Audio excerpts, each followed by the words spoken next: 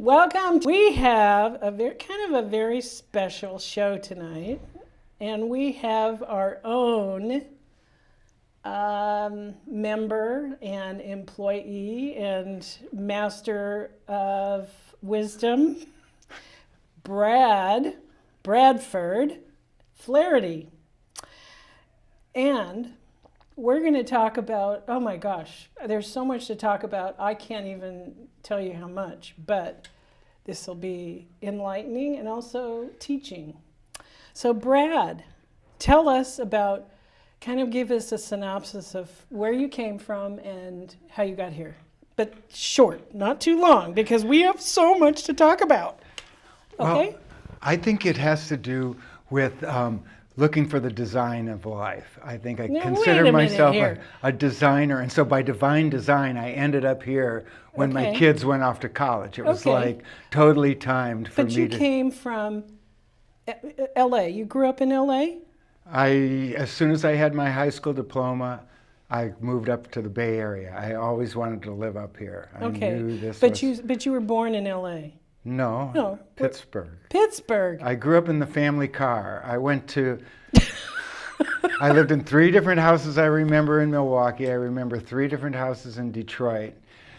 And when I started 10th grade in Granada Hills High School, I'd gone to 10 different schools. And because they wouldn't let me have the advanced chemistry class I was supposed to have for winning the science fair for all of Detroit, they filled that slot with a design class, and it wasn't like 3 months into the class before I realized. Miss Hishy said, "You know, you won the science fair for design, right?" Wow. It made perfect sense. It was how much time I had spent hand lettering, making sure the colors balanced, and all of the. Yeah. So anyway, then you went to LA. After I really enjoyed the high school, even though it was crowded, because I was living in the area where houses were popping up as you blinked. And so they were behind with opening JFK High School. So there were almost 5,000 people in my graduating class. Oh, you mean in high school? In my senior year of high school. That's a lot of people. And then I came up here to go to Diablo Valley College. Okay. And from there, after I got my AA there, I went to Sonoma State to a special program for artists put together by the psychology department called the School of Expressive Arts. Oh, I like that. That's nice. Okay. I just had a reunion. Oh, nice. 2 weeks ago, last month. Good. Neat. Were there a lot of people that showed up? It was an interesting crowd, yes. Yeah. So did they all stay in the arts? A lot of social workers, a lot of therapists. Yeah. And your mother was a therapist, right? My parents were, social work was the up and coming new the new profession of the New Deal. Yeah. It was, and so my mother was on the liberal end as being a caseworker for family service, whereas my father was more the conservative end by being essentially a probation officer type. Oh, okay. Well, that's kind of, Right. Well, they complemented one another, actually. Or they for me, dichotomy. For me, there was nothing bad about being liberal or conservative. Yeah. It was all about being balanced. Yeah. Well, that is extremely important. They never yelled. I never saw them yell. It was really difficult to go out into the real world and realize that people fight. They never fought. It was always dialogue. There was no debate. Well, they knew how to communicate, even though they'd have to work through it. They would communicate. And because they were both caseworkers, social workers, they could use similes of what they were working with to kind of signify their own feelings. To apply it. Right. Oh my, that's interesting. Well, they were great. I'm just going to jump in. Brad gave me this book that he put together for your niece. I'm considering whatever. Yeah. But interesting. And first, I'd like to dig into the dialogue versus debate. And you just talked about your parents having dialogue. And I think this is extremely important, what's going on today, especially with the millennials and, well, anybody for that matter. It applies to everybody. So, oh my goodness. So doesn't everything about debate seem to be what the Republican Party has done, how they've separated themselves, how they made everything critical, how they have to be right? The debate seems to be dependent on an authority. It's basically a symptom of your authoritarian side when you start debating somebody. Right. And whereas the dialogue allows you the relief from an authoritarian attitude and allows a much more open, a chance to learn something, right. A chance to invest interest. I like this. Dialogue is collaborative. Right. Two or more sides together towards common understanding, where the opposite is like they oppose one another. Like I mean, that's basic. A debate is a sport for competing Who each can other. win? But dialogue is what the team needs in order to win. Right, exactly. So dialogue is the team building, and debate is a debatable value. So dialogue reveals assumptions for reevaluation. I think that is really important, that statement or that definition. It keeps life as a process instead of allowing somebody to just draw a conclusion. Right, and maybe put judgment in there. Well, that's what a conclusion is, basically. Just based on a judgment. And right. Maybe there might be, in the end, might be a little bit of a judgment, but at least you're exploring how to get to that with an open mind and looking at both sides. Well, that's one of my. I have these little Brad-servations where I come up with these little mind hiccups. Brad-isms.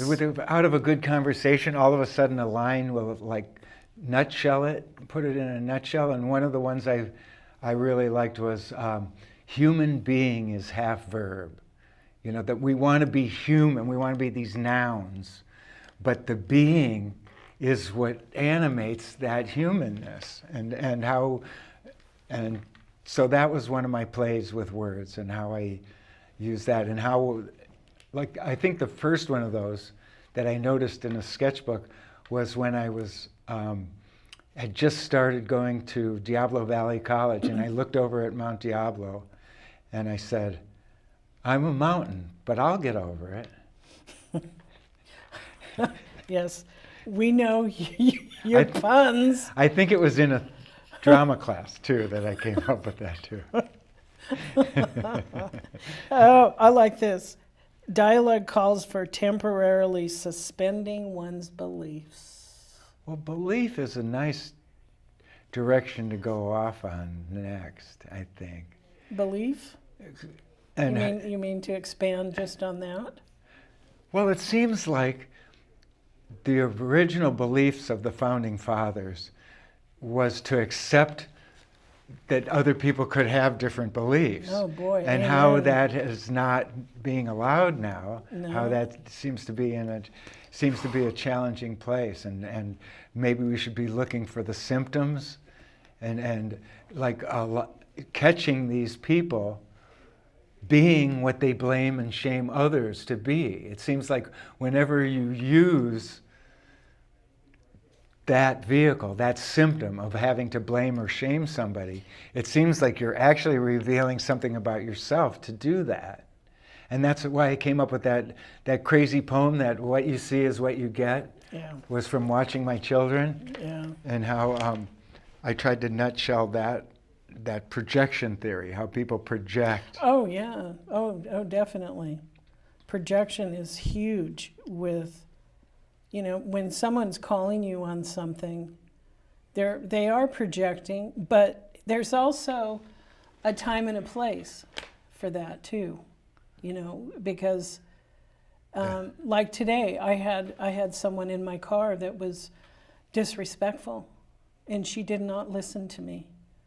And so I ended up asking her to get out of the car because she wouldn't stop talking when I asked her to stop. And she stopped, and then she goes, I'm sorry, and then she started talking again. But rude, And so it's like, you know what, you need to get out of my car. And I finally had to get really strong. But that's just an example. Now, was I projecting myself on there? I was projecting my limits because I was in a stressful situation driving in a very high density place, and I needed concentration. And she wouldn't listen. So that's not really projecting, I don't think. Well, it was a very critical choice as opposed to the choosing to be appreciative. But she wasn't either. So therefore, how could you be appreciative if she wasn't? So I do understand the balance and how we affect each other and how we become. In fact, I often wonder if when I look into somebody's eyes, we're seeing something about how to behave. That if we're seeing some kind of secret code or some kind of vibrational understanding of that other person, because I seem to behave very differently to different types of people. Oh, well, yeah, but right? if you are intuitive, about how other people are. It's looking for the freedom in that other person. Right, Can I relate and not to everybody has that freedom. And then all of a sudden you hit the wall and you realize you're acting like what they need you to act like, so they can call you a fool, and that you've been victimized. And that brings me to to when you say that, and I love this, what you shared with me. Do not correct a fool, or he will hate you. But correct a wise man, and he will appreciate you. Yes. Wisdom knows better than to enter an angry mind. See, yes. Right. Yes. So wisdom is all about, and that's the whole. Getting back to what we were saying earlier about knowing when to pick your battles. Right. Learning as a parent. Learning to pick my battles. Well, the situation today, she was a millennial, and I actually said to her, you give millennials a bad name. It wasn't easy. I was very stressed. Well, we are. But hey, limits, it's like boundaries. You got to have healthy boundaries. And sometimes you got to be a little tough to get them. Well, and I had to get tough today. Anyway. So picking the battles was very important to me as a parent, and one of the examples that I used on when to confront my kids and when not to is illustrated by that poem, The Last Spank. Oh. But essentially what I had learned from a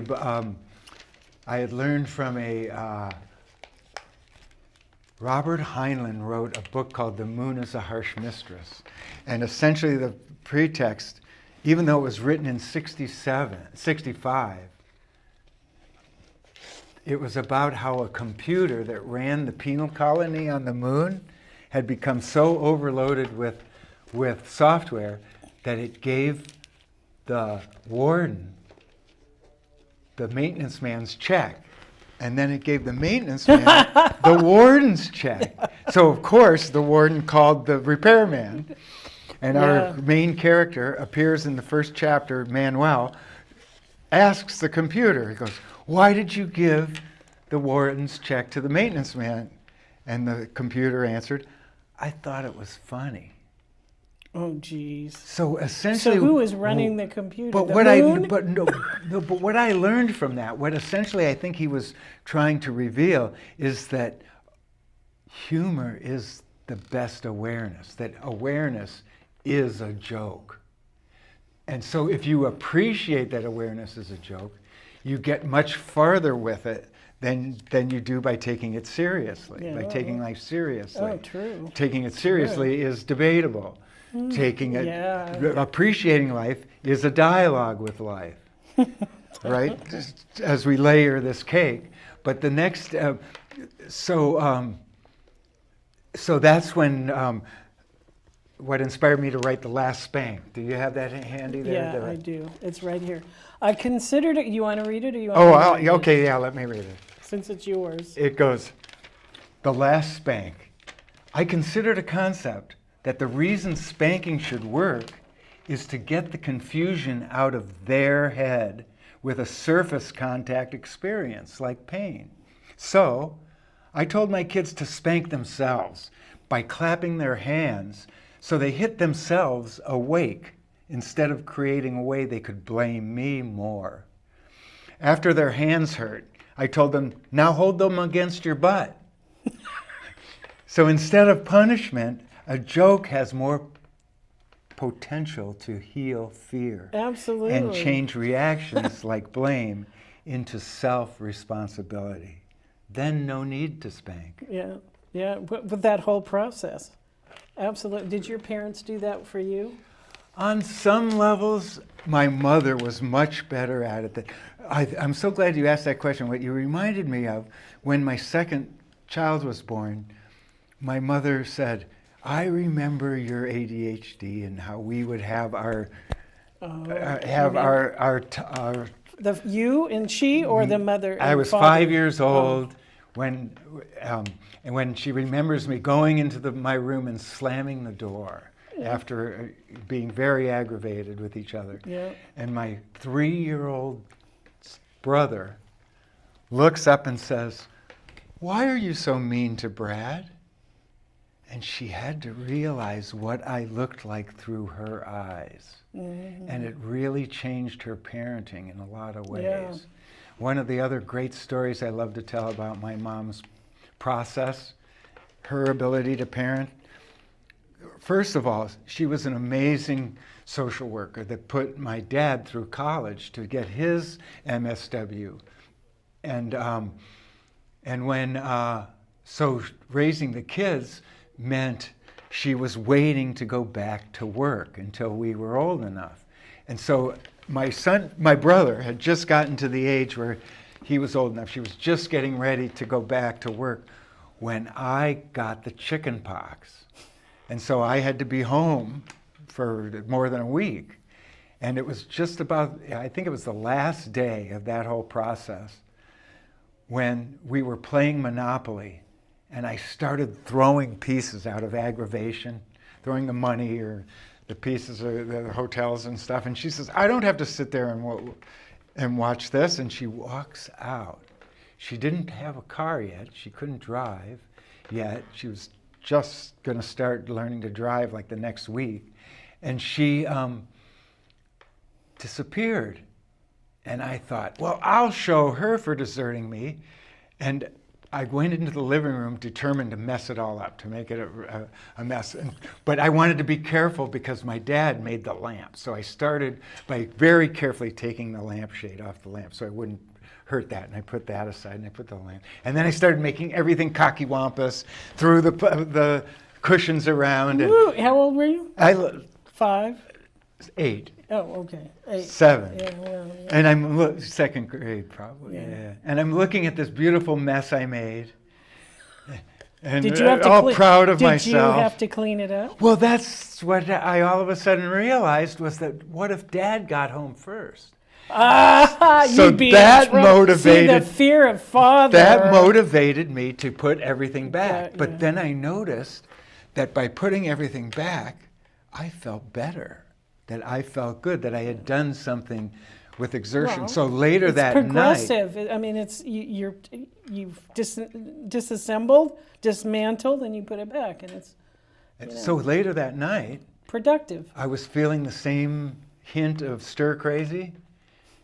Now what did you from do? Earlier the day. So I took all the drawers in my room and put them in a big pile, and sorted them all out. And by the time I was done, I felt great. And so from then on, my mother had triggered me into finding my own relief mechanism, my own best behavior. Yeah, and then you knew how to reorganize. And I liked it. And I felt good about it. Yeah. And so that was how she picked her battle. Yeah, yeah. Well, that's good. That's a good one. Yeah. That's good, and I think all parents should look at that. The parental perspective is difficult because because you're so involved. And also, the emotional connection that happens. Because if you still have a lot of healing to do, yourself from your own parenting, and you're thrown into, well, not thrown in, but you're into parenting. So many things can push your button, and you may not handle it very well, because you haven't healed that. Right.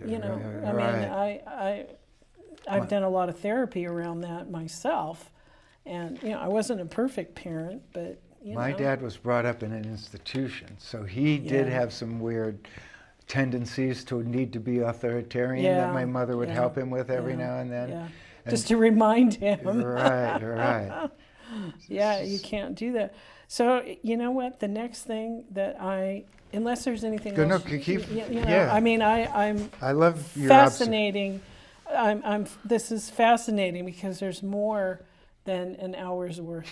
Well, let's but see. I had to define this. Okay. So conservatism, being conservative, you consider the principles that covered in Washington's farewell address. And I like bringing this back because I actually quoted this today when I was having a conversation with somebody about how Washington, but what I think conservative foundation.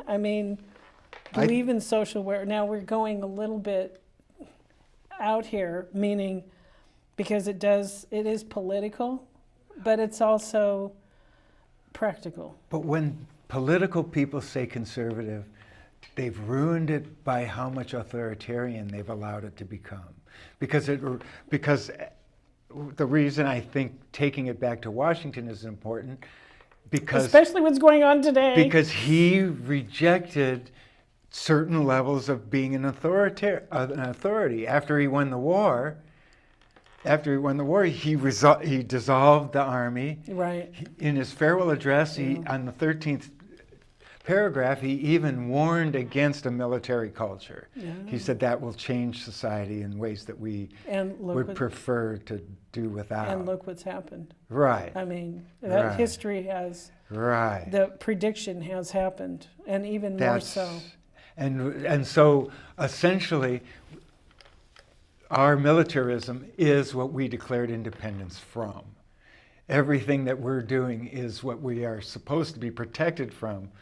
What we're doing to other countries is what we're supposed to be protected from by the Bill of Rights, that essentially the 10 Bill of Rights were a definition of the abuses that we suffered under the British military occupation, right? And so that the first one of the Bill of Rights that nobody seems to understand is the right to honesty, the right to the truth.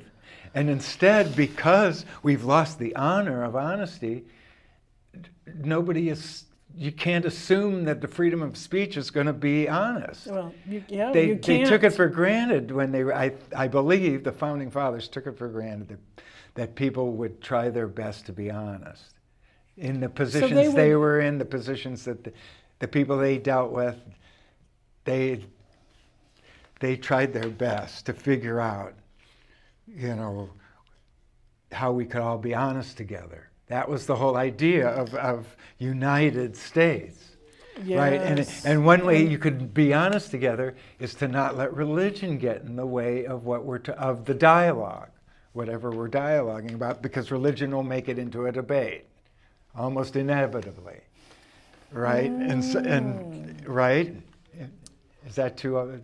No. I understand what you're saying, but I see in my spiritual awareness, right? I don't think that political and religion should be separate. They should be working together in a big picture of spirituality, because if you're in a spiritual, but spiritual implies community. And not an individual leader. No, I disagree with you, because I think once you have a leader, it's religious. As long as you're in communion together, that's spiritual. Well, spirituality is embracing, the whatever you want to call it, the higher self, God inside of you. Divine design. Yeah, exactly. And when you have that, then you can hopefully you'll be around people that have that same, philosophy or practice. That's the key. That's right. the key. Hygiene. Practice, Right. because when you have that higher wisdom or mentality, philosophy, then you're going to be approaching things in the highest element that you can, psychologically, emotionally, spiritually, all of that. When you have that spiritual connection, and I know not everybody has, and believe me, the other day when I was in front of Huffman, I hate to bring this up, but I'm going to. Just by saying it, you became huffy. You got to be careful about what you call people. Huffer. He said immediately, "You and I disagree." And he said it twice. And I said, "How can you disagree with the facts right here?" And anyway, that's a whole nother subject. But he is totally in the authoritative, right. or authoritarian right. mentality. It has and totally getting corrupted. Through that is there is no democracy. No. We aren't being represented. No, not at all. No. And anyway, so. And whereas what inspired Washington, I think, to come up with such a great observation in his farewell address was how devoted he was to reading and sharing with the soldiers and stuff the common sense, how he became a friend of Thomas Paine's and used Thomas Paine's spunk and intellectualism as a writer, and how he stated the beginning of common sense to describe society as the freedom from government, how it's opposite than government, and essentially he described the style of socialism that destroys government, because you don't need a government if everybody is represented and understood by other people in dialogue. And so essentially he goes back to the Bible to kind of validate that, and that's when I started studying how the Ten Commandments seem to be the freedom from government. That if everybody could behave in just 10 basic honorable agreements, 10 agreements of understanding, there would be no need for government, because there would be no need for punishment. Yeah. Right? And so understanding those seems to be a really good focal point for me. There's so many human beings out there that have no discipline around that. It takes discipline. Well, my parents were both Sunday school teachers. So there was a weekly discipline of them teaching to high school kids, even when I was a little kid, even before, probably before I was born, until after I went away to college. They still taught high school. But see, that's why I think, getting back to spirituality is extremely important, because it brings that connection to everybody. Then you see the good in everybody. Right. I mean, that's where I come from, and I've had to work through it. I mean, I was raised in a Lutheran church, and my parents wouldn't even go to church. And they made my brother, he didn't want to go to church, so he had to stay home and do the dishes. While my sister and I went to church. But I'm glad I went to church, I mean, and then, of course, I expanded my whole vision of and education around religions, because I studied so many of them and took the best out of all of them, which I think is the best thing to do anyway. But to apply it in an everyday life, to those principles, it's a moral compass. Right, and it's very interesting the where the dialogue of these different religions share the same thing. Like one of the most important... They all come back to the same. Do you know what the most important one they all share, they all have different variations of, is the golden rule. Yeah, exactly. The whole idea. And that's the moral compass. Which is basically karma. Well, that is the effect. Yeah, right. The effect. But the best way I've heard it stated, the one I like, I think they attribute it to the Talmud, to Jewish interpretation, was do not do unto others what you would not have done unto you. Yeah.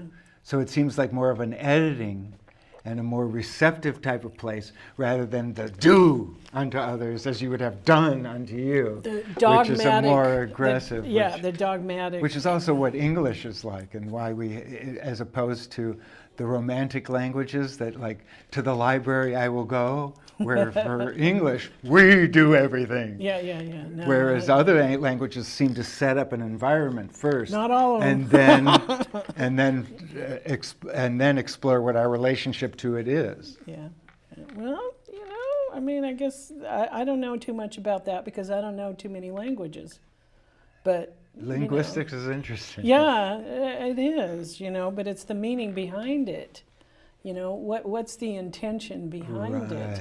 That's very important. That's why I always get back to spirituality, because if you have that moral compass, then no matter what language you speak, you can speak it with the highest intentions. Yeah. With the appreciation of Yeah. what can be shared, rather than needing to power over with power words. Absolutely. Right? That And getting back to the 10 Commandments, I don't know if you want to read this, but I find this very interesting. Your interpretation of the 10 Commandments of logic. Those are very interesting. Yeah. Thou shalt not attack a person's character, but the argument. Right. So you attack the argument, not the person's character. And I found that's not really my writing. Okay. Well, but what I find interesting is that those are the symptoms of where rationality ends. Right? Those are the behaviors that make you aware. Rationality is getting off a track when this starts happening. Oh. That the person is no longer being logical. Oh, okay. Right, and it gives you that hint to bring them back to what might be understood together. Well, and that's the key, is understanding where the other person is coming from, or other persons are coming from. To me, that is the dialogue. You may have to talk a lot, but when you keep open, then you can understand where that person's coming from. And I don't think people are my experience is that a lot of people are not patient enough to listen, to understand, because listening is an art. And talking about listening, you've got these listening things in here, and I'm like, types of listening. I was overwhelmed when I read these, because listening to me is you listen with an open mind and you listen with an open heart. And not everybody can do that. It takes practice. It takes discipline to do that. Right. And the lower forms of listening, like the discriminatory listening, the denial, there are a lot of listening that makes the other types of listening unrecognizable. Like, people tell me all the time, you aren't listening. And I go, what do I have to tell you to prove that I understand where you're coming? That I tell them things about their life, I feel like Sherlock Holmes sometimes, that I should tell them these secret things about their behavior that they don't want anybody to know about themselves, to prove that I am listening on another level in a way that they don't understand yet. But essentially, because they said I'm not listening, they're proving they aren't. That they're into a type of listening that is projection thing. That is less inclusive than what really listening can be. Well, you've got down here, and I was reading in here, discriminative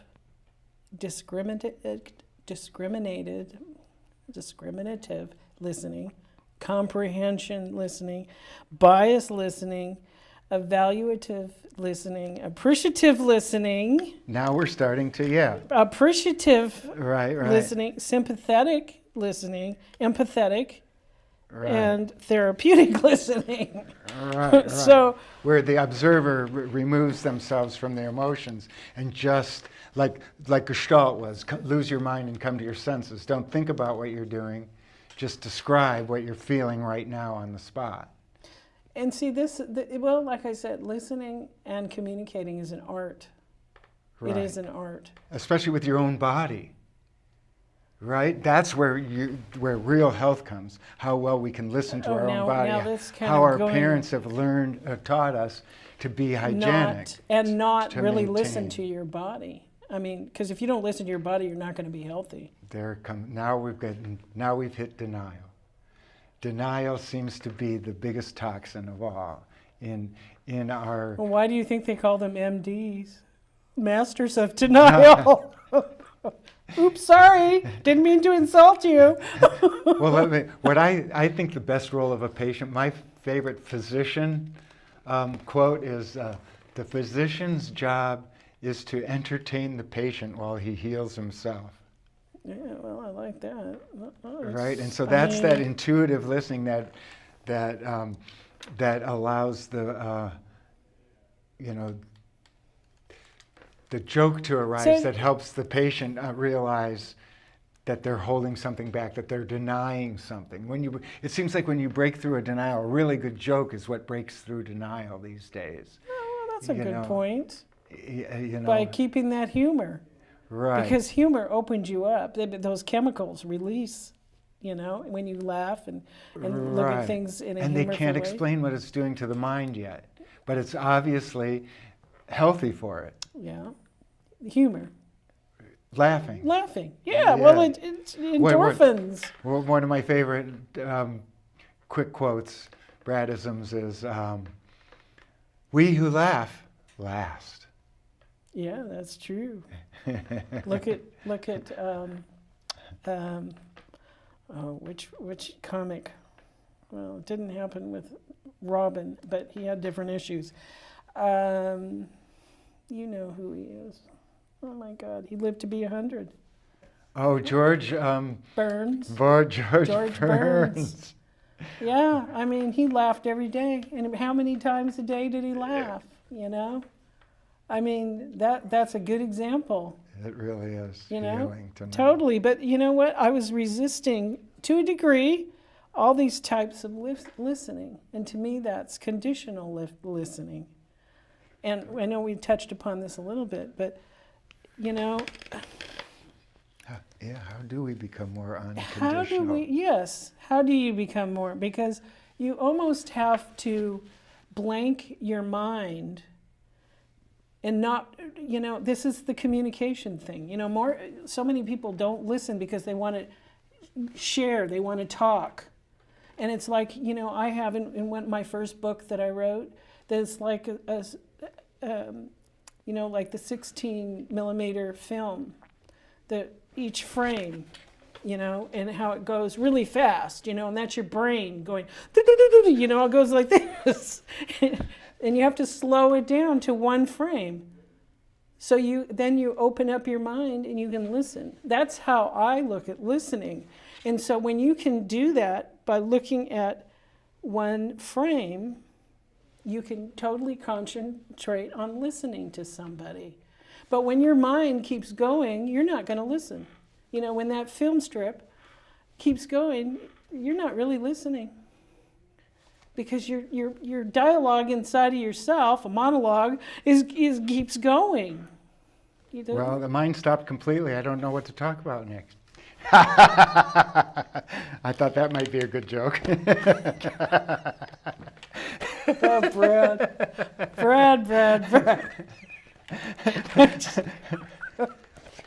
Okay, we're not done with listening yet.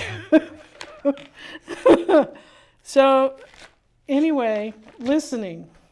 Well, there was a point there that I kind of really did lose. It was something about how we don't want to criticize. The idea that we don't want to project on people. How do we turn it into? How do we let that other person have their conditions? So essentially what I'm trying to get at, what you're talking about, is how people want to make their point.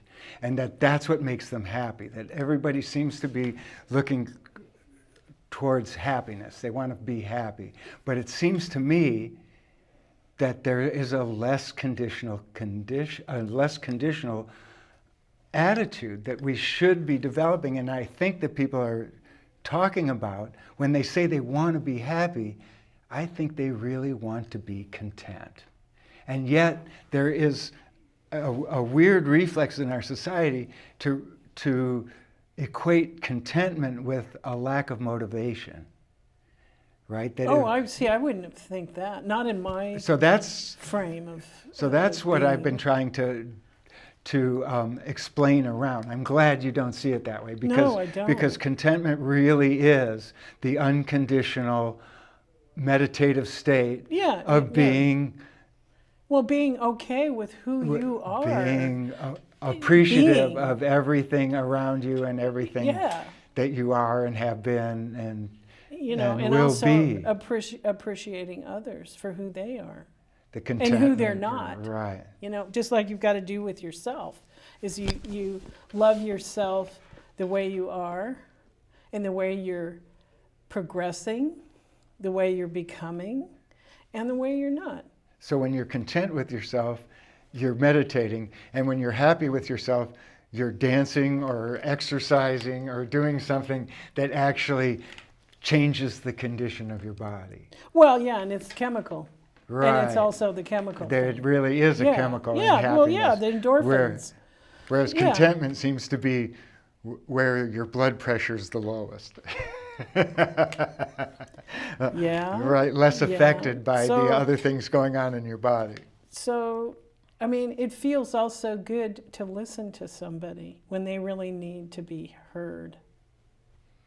Well, that's what a play is. That's what a movie, a good poem is. A good song. But no, wait a minute. I'm talking about between human beings. That's right. real. Right. Not that it's not real on stage, but I mean, everyday people, everyday relationships that we have. It's so important to feel heard.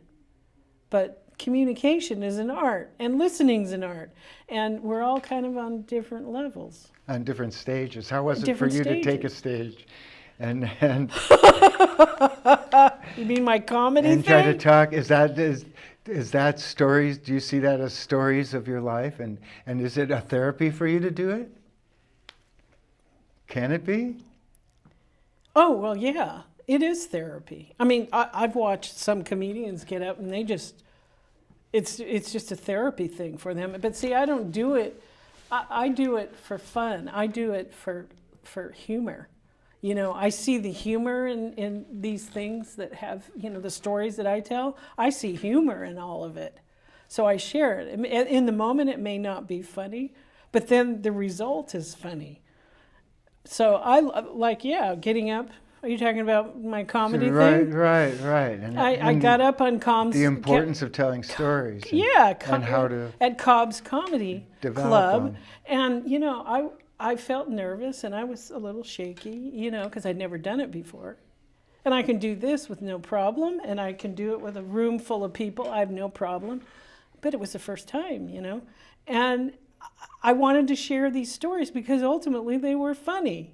I really wanted to be there. I really loved that it was neighborhood. Funny. But you know what? There was a guy that was Andrew. He was one of my riders in my car, and he came and brought a camera, and he was supposed to be taking video of it, but I don't think he mastered that because he had a drink and he's an alcoholic. Oh no! And he blacked out. Oh no! I just found out today. Well, I had to do San Anselmo, and I really loved that role here, thanks to my involvement here. Oh yeah. I got to be I got to be the operator that helps live stream the town council meetings and the planning commission, and watching how our community is evolving emotionally and with awareness towards these things, like how we started Marin Clean Energy, our own energy department, because of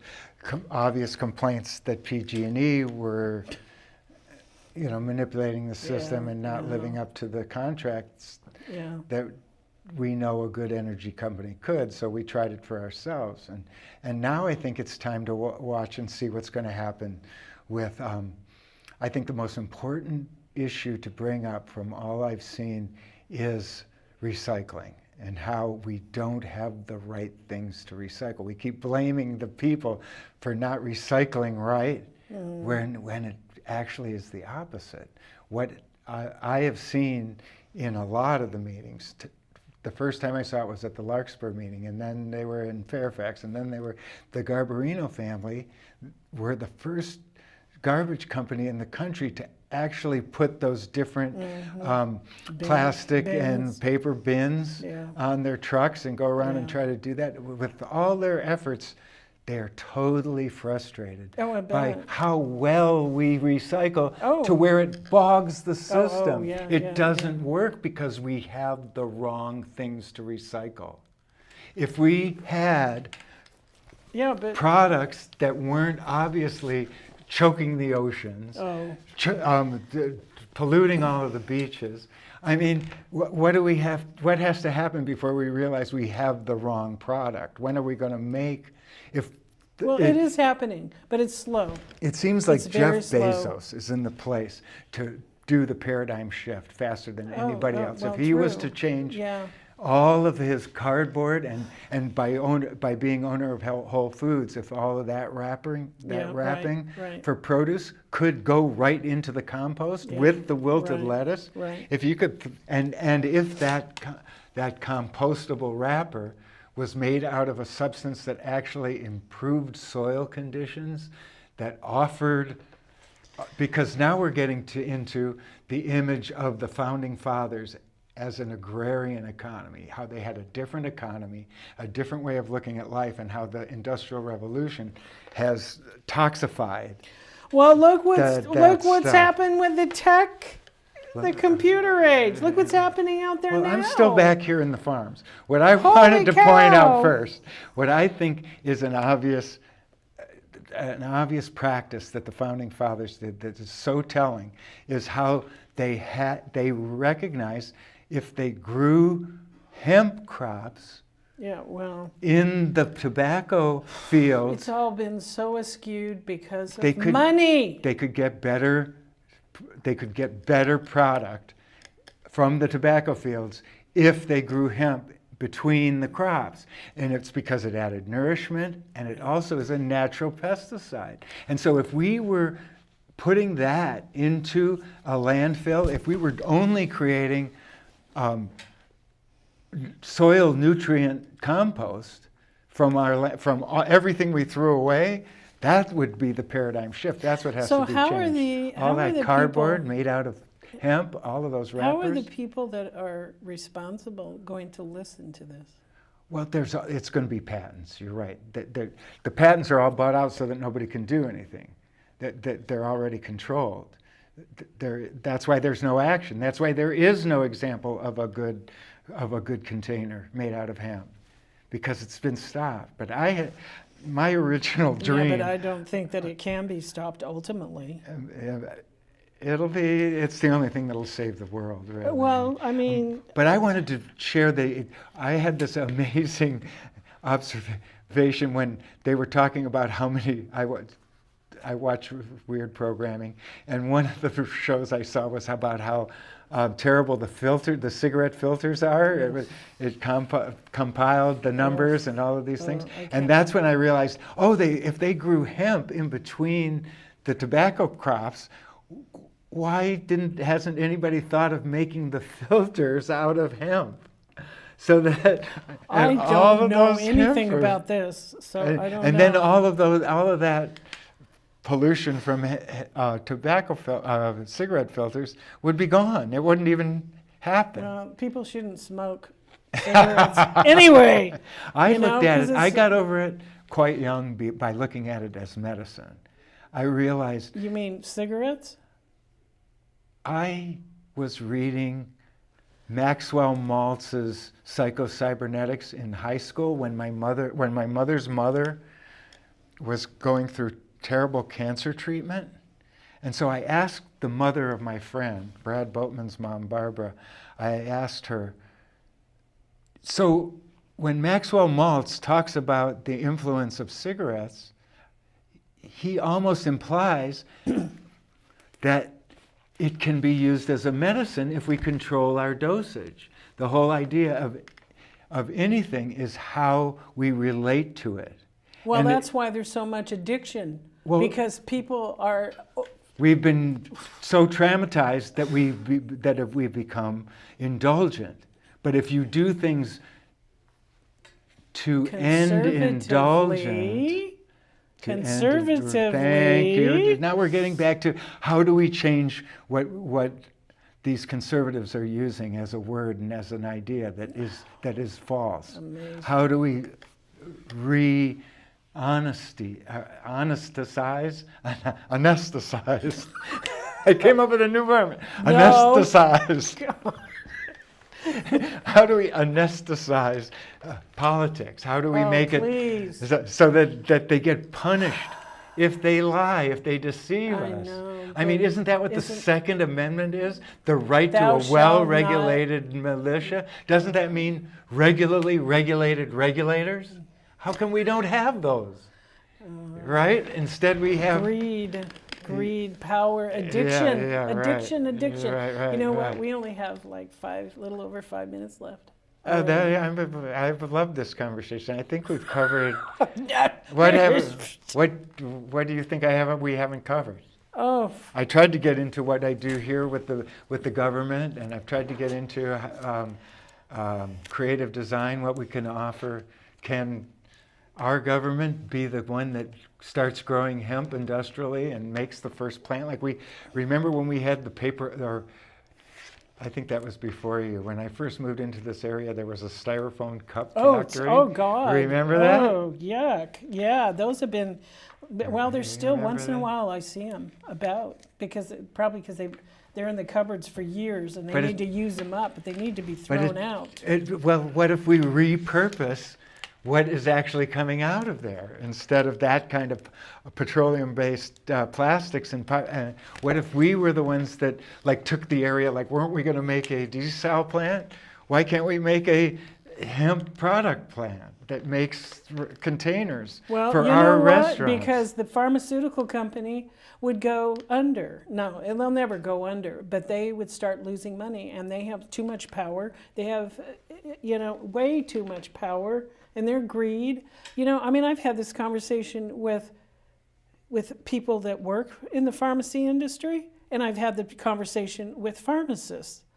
And I just had a conversation the other day with a pharmacist, and she agrees with me that the pharmaceutical companies are just awful. And it's with patents, and they're the best example of all of patent abuse. Yeah, well, yeah, and There's so no how is that going to stop? Somebody needs to have enough, I hate to say this, but it's the truth, power with money to override that. So how do we invest in the correction? Because we've the been key. totally tricked into investing in the status quo I that's know. toxified. See? We're investing in our own there's suffocation. so many Our own- sheeple. So how do we?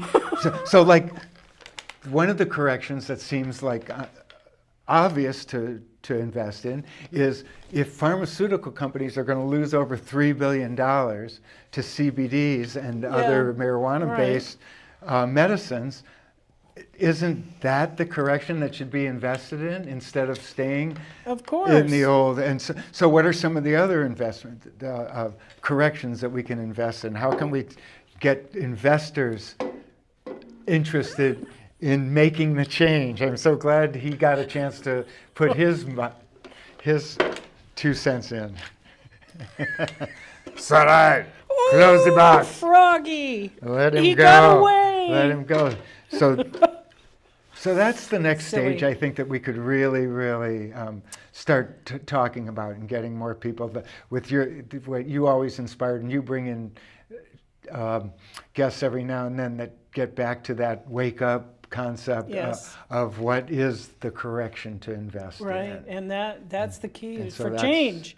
Taking action. First, you got to talk about it, and keep talking about it, and then you got to implement action.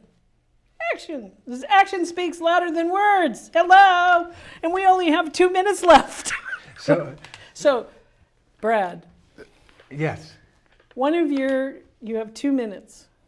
So, witticism here, Bradicism. Well, You know, to come up with some golden words here. In this 2 will- minutes. this will go over. This is a challenge for you. 1 minute, 49 seconds. Well, I just think that the power of observation, the whole thing about common sense, was to bring that if society is aware of each other, if we are all allowed to manifest our creativity our own way, and in a way, and it is appreciative, I think that people will just start Appreciated. right. Well, and appreciative. I think too many people think they're being creative by being critical, and I think that's the antithesis, actually. right, and that we're living too many paradoxymorons. We're allowing too many paradoxes and oxymorons to combine and create paradoxymorons.